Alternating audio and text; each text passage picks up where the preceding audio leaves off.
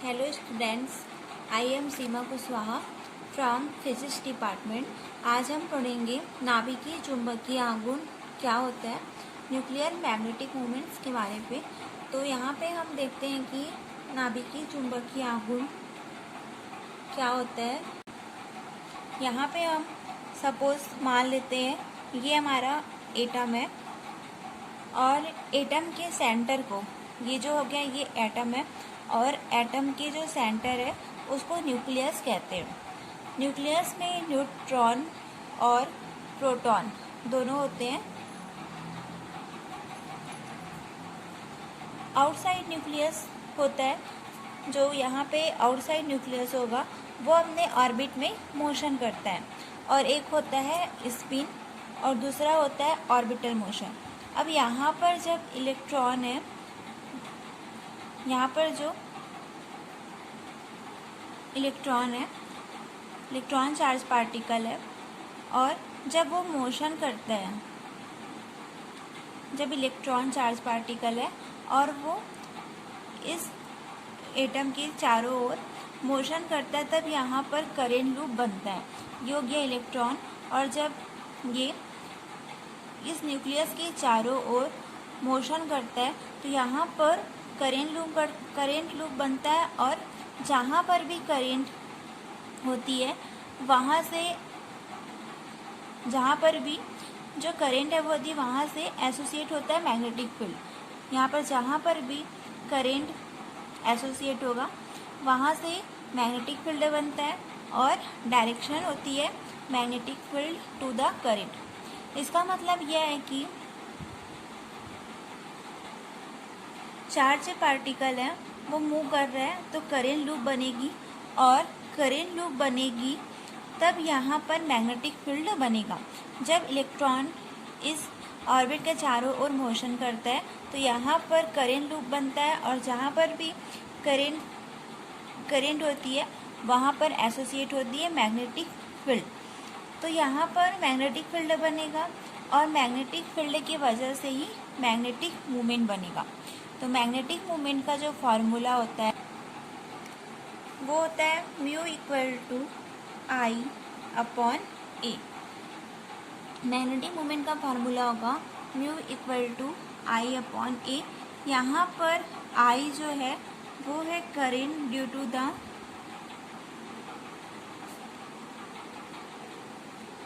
यहाँ पर जो मैग्नेटिक मूवमेंट का जो फार्मूला होगा वो होगा I into A. I equal to होगा current due to the charge particle, और ए हो गया एरिया।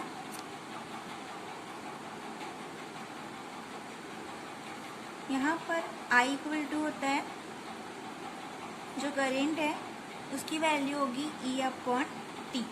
तो यहाँ पर ई जो है वो हो गया इलेक्ट्रॉन, और टी जो है वो है टाइम पीरियड। यहाँ पर हम कोई एग्जाम्पल लेके समझते हैं। यहाँ पर ये हो गया कोई एक्सिस है, यहाँ पर इलेक्ट्रॉन है वो मोशन कर रहा है, किसी एक्सिस पर इलेक्ट्रॉन जो है वो मोशन कर रहा है। तो जब इलेक्ट्रॉन मोशन करता है तो वहाँ पर करंट लूप बन जाएगा, और करंट के परपेंडिकुलर डायरेक्शन पर होगा, क्योंकि हम जानते हैं कि जहाँ पर भी करंट होती है तो करंट के परपेंडिकुलर डायरेक्शन पर मैग्नेटिक फील्ड बनता है।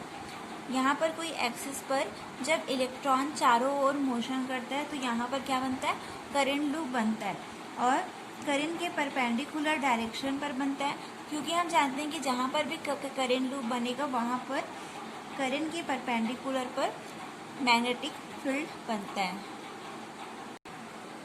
यहाँ पर टी की वैल्यू होगी, टी इक्वल टू होता है 2 पाई आर अपॉन वी। तो यहाँ पर 2 पाई आर होगा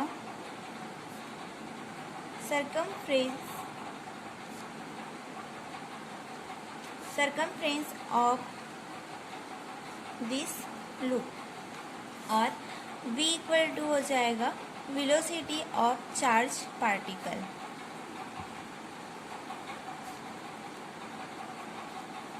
यहाँ पर टी की वैल्यू होती है 2πr/v। 2π है यहाँ पर सरकमफ्रेंस ऑफ दिस लूप और v है वेलोसिटी ऑफ चार्ज पार्टिकल। तो I इक्वल टू हो जाएगा E v अपॉन 2πr। अब यहाँ पर जो इलेक्ट्रॉन है इसका एरिया निकालेंगे तो A इक्वल टू हो जाएगा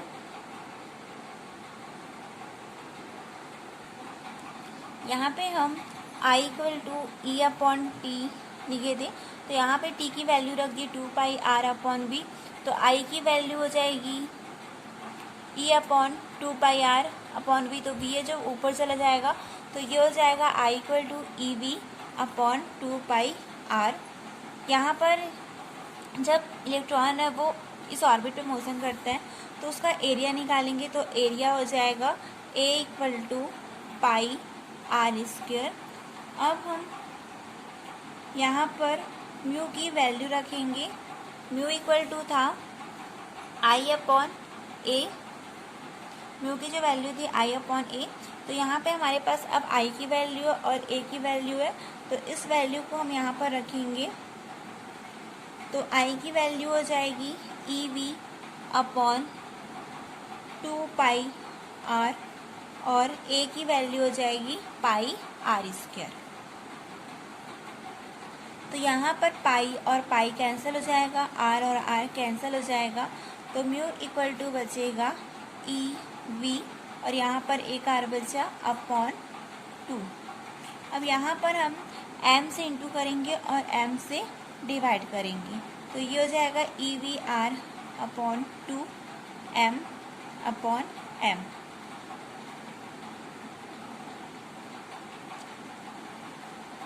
तो इसे हम लिख सकते हैं E अपॉन 2M लिख सकते हैं और ये हो जाएगा MVR। यहाँ पे हम इसे लिखेंगे mu equal to E upon 2M और MVR। तो यहाँ पर MVR की वैल्यू होती है L, तो यहाँ पे हम L इक्वल टू लिख सकते हैं MV। यहाँ पे L जो है वो है एंगुलर मोमेंटम,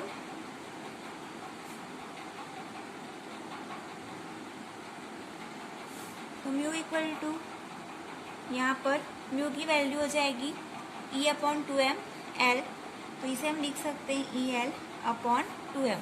E जो है यहाँ पे वो है चार्ज ऑफ इलेक्ट्रॉन और M जो है वो है मास ऑफ इलेक्ट्रॉन। यहाँ पर E जो है वो चार्ज ऑफ इलेक्ट्रॉन है और M जो है वो है मास ऑफ इलेक्ट्रॉन। लेकिन यहाँ पे हम बात कर रहे हैं न्यूक्लियर मैग्नेटिक मोमेंटम की। जिस तरह से इलेक्ट्रॉन अपने ऑर्बिट में मोशन करता है, उसी तरह न्यूक्लियस के अंदर प्रोटॉन एक चार्ज पार्टिकल होता है और जिस पर पॉजिटिव चार्ज होता है वो भी अपने ऑर्बिट में मोशन करता है और स्प्रिंग भी करता है। तो इलेक्ट्रॉन और प्रोटॉन के लिए डेरिवेशन जो है वो सेम होता है, लेकिन वैल्यू जो है वो डिफरेंस होती है। तो इलेक्ट्रॉन की रेडियस ज़्यादा होती है और प्रोटॉन की जो रेडियस है कम होती है। तो यहाँ पर हम लिख सकते हैं म्यू प्रोपोर्शनल होगा L के। जो मैग्नेटिक मोमेंट है वो डायरेक्टली प्रोपोर्शनल होता है एंगुलर मोमेंटम के। तो हम यहाँ पर लिख सकते हैं मैग्नेटिक मोमेंट जो है वो इन्वर्सली प्रोपोर्शनल होगा एंगुलर मोमेंटम के। तो जितना ज़्यादा एंगुलर मोमेंटम ज़्यादा होती है उतनी ही मैग्नेटिक मोमेंट भी ज़्यादा होता है। तो यहाँ पर इलेक्ट्रॉन की स्पिन भी होती है और जिस तरह से इलेक्ट्रॉन है वो ऑर्बिटल मोशन करता है, वैसे यहाँ पर लूप बनती है। उसी वजह से इलेक्ट्रॉन की स्पिन भी होती है और स्पिन की वजह से ही यहाँ पर करेंट लूप बनता है। तो यहाँ पर भी मैग्नेटिक मोमेंट बनता है। तो यहाँ पर जो मैग्नेटिक स्पिन है म्यू एस वो इन्वर्सली प्रोपोर्शनल होगा स्पिन की। जब हम ऑर्बिट की बात करते हैं तो मैग्नेटिक मोमेंट है वो इन्वर्सली प्रोपोर्शनल होता है एल की।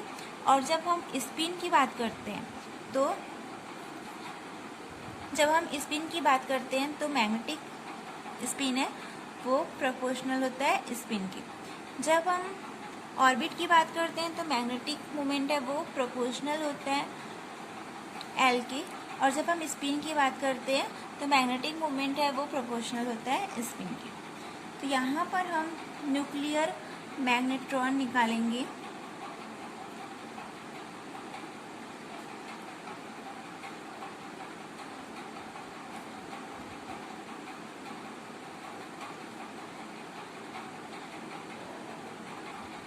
यहाँ पे हम न्यूक्लियर मैग्नेट्रॉन निकालेंगे। तो यहाँ पर जो म्यू है उसकी वैल्यू हमने निकाला था EL/2m। तो यहाँ पर हम H क्रॉस से इंटू और H क्रॉस से डिवाइड कर देंगे।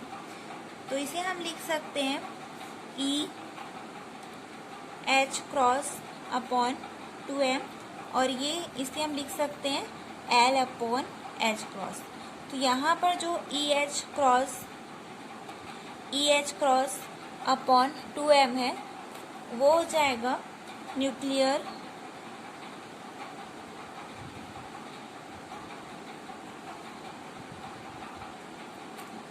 मैग्नेट्रॉन। तो म्यू इक्वल टू होगा μN/L/H क्रॉस।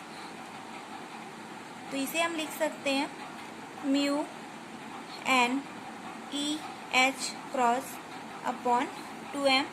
तो H क्रॉस की जो वैल्यू है वो होगी H/2 पाई। यहाँ पर जो H है उसे हम बोलते हैं प्लांक कांस्टेंट। तो म्यू इक्वल टू होगा GL EL/2m। यहाँ पर GL की जो वैल्यू है वो होती है 1। अब हम यहाँ पर μS की वैल्यू निकालेंगे। तो ये हो जाएगा GS इंटू ES/2m।